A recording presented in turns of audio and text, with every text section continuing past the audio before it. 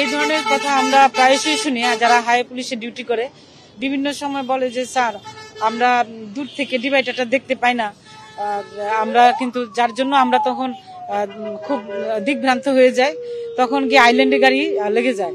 তা আমাদের এখানে আমরা যতটুকু ধারণা করতে পারছি যে এখানে হয়তো বা মাইক্রোবাসটি এই আইল্যান্ডে হয়তো সে হয়তো মানে কোনোভাবেই সে আঘাতপ্রাপ্ত হয়ে সে সাথে যে বাস ছিল সেটার মানে সংঘর্ষ ঘটে এবং তাৎক্ষণিকভাবে সঙ্গে থাকা যে গ্যাস সিলিন্ডারটা সেটা থেকে এই বিস্ফোরণের সূত্রপাত আর কি, আমরা সেটাই মনে করছি। অবশ্যই এটা তো মানে আমাকে খুব মর্মাহত করেছে যে একটা পণ্য পরিবহনের যেখানে আসবে, ছাগল গরু যেখানে আসার কথা, সেখানে একটা বাসে করে বক্সে গবাদি পশু এটা বহন করা তো কোনোভাবে মানে সম্ভব নয়। কিন্তু এটা কেমন করে হলো, এটার জন্য আমাদের হাইওয়ে পুলিশের যারা দায়িত্ব পালন করতেছে সেখানে অবশ্যই তাদের আমাদের দায়িত্ব আছে।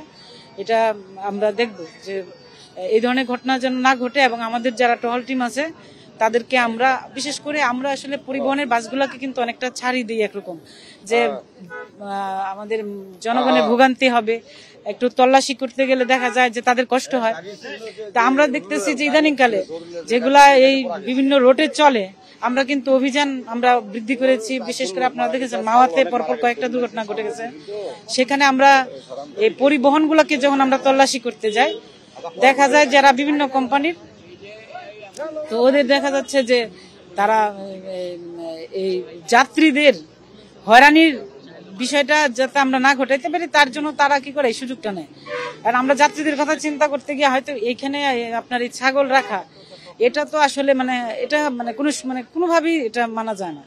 এটা আমরা দেখব আমাদের টহল টিম যারা আছে সামনে এই বক্সগুলো আমরা তল্লাশি করব এবং ভবিষ্যতে যেন এই ধরনের কোনো মানে গবাদি পশু কোনো অবস্থাতে যেন এইভাবে মানে এটা কি বলে এটাকে আসলে এইভাবে বহন যেন না করতে পারে। আমরা কিন্তু সবসময় প্রতিটা দুর্ঘটনা মামলা কিন্তু মানে একদম প্রপারলি তদন্ত করে আমরা কিন্তু সেগুলার চার্জশিট দাখিল করি যারা অভিযুক্ত আছে। সেটা কিন্তু আমরা কিন্তু মানে আমাদের আইনগত যে কার্যক্রম সেটা কিন্তু আমাদের সবসময় অব্যাহত আছে।